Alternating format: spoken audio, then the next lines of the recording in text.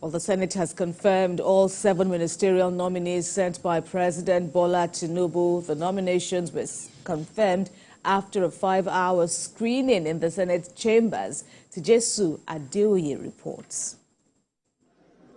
The Senate suspended standing rules to admit visitors into its chambers.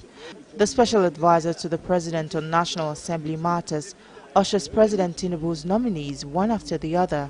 They are here to convince the curious lawmakers on why they should approve of their nomination.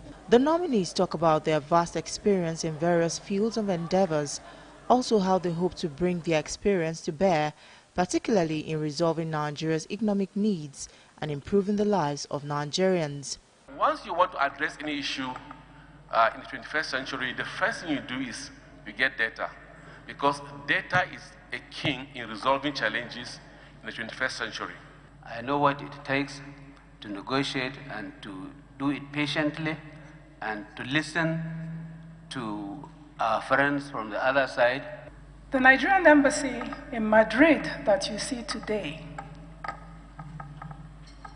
is a product of my tenure in that country.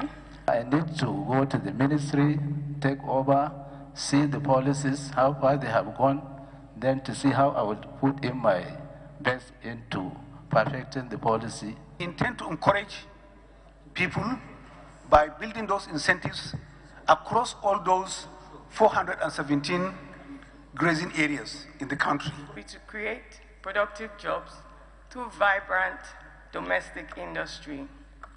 And I spoke about the need for high-value productive jobs. As a provost, some of the notable achievements to my credit include securing full accreditation for all academic programs in the institution. This is a strong achievement. The lawmakers commended President Tinubu for an impressive selection of nominees that cuts across party and gender bias, which they believe will bring balance to his cabinet and also earn citizens' trust. The lawmakers also commended the president for assigning portfolios before sending their names for screening at the Senate. They urged that this is sustained in subsequent nominations. I want to thank you for commending President Bola Ahmed Tinubu, GCFR, for going across party lines to seek for the best of the best to save our country. Mr. President, by bringing an APGA person to be a minister, has already started with what we call a unity government. With their nominations confirmed, the Senate hopes that the new ministers will live up to expectations as they join the government in formulating and implementation of policies that will enhance economic growth and development. TVC TVC News, Abuja. Still in Abuja, the House of Representatives has called on the Minister of Aviation and Aerospace, Festus Keyamo, SAN, to stop the issuance of airstrip licenses, I should say, this to private individuals and organizations. National Assembly correspondent Joke Adisa reports. The federal government, through the Minister of Aviation and Aerospace, recently announced the approval of an airstrip to one of Nigeria's biggest churches. Many churches, individuals and organizations have before now been licensed with airstrips. But lawmakers fear issuing airstrip licenses to individuals and organizations can aid illegal importation of firearms and hard drugs. The House also called for the immediate withdrawal of all licensed airstrips in the country. Granting airstrip to private individuals and organizations will aid illegal importation of firearms and hard drugs into the country, thus heightening insurgency, kidnapping, banditry, and other vices that are seriously affecting the socio-economic development of the country.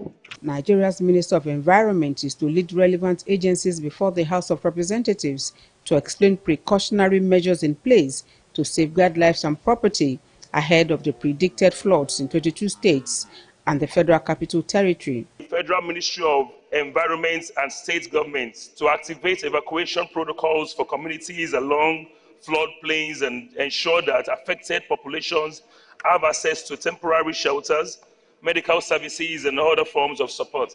The House has called for a special intervention fund for the exploration of data in the solid mineral space to unlock mineral deposits. With the energy transition and departure from the use of fossil fuel, the country may begin to experience a decline in revenue from the sector.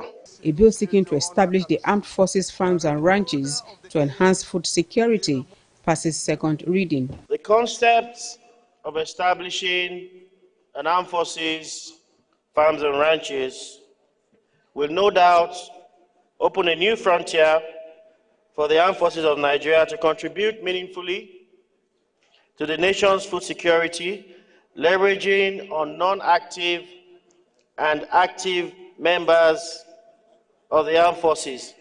A new addition joins the fold of Nigeria's governing party as Zamfara lawmaker Sulaiman Gumi announces his defection from the People's Democratic Party, citing lack of structure and factionalization at the state level. Joke Edsa, TVC News, Abuja.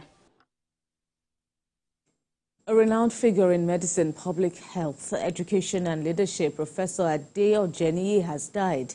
His contributions have been far-reaching, affecting lives and policies both within Nigeria and on the global stage. He initiated the world's first cervical cancer vaccination program in 2007, a significant milestone in public health.